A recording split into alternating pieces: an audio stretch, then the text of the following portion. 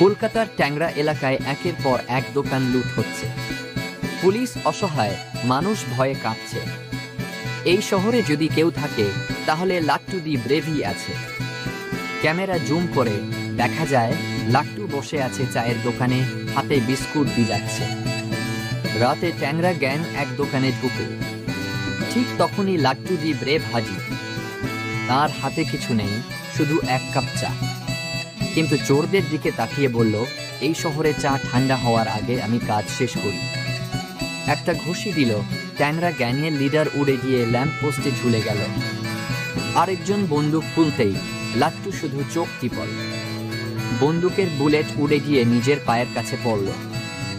সব চোরকে একসাথে ধরে পুলিশকে দিয়ে বলল, চা ঠান্ডা হয়নি, তাই এখন খেতে পারি। লোকজন চিৎকার করে উঠল, লাট্টু দি ব্রেভ, লাট্টু দি ব্রেভ।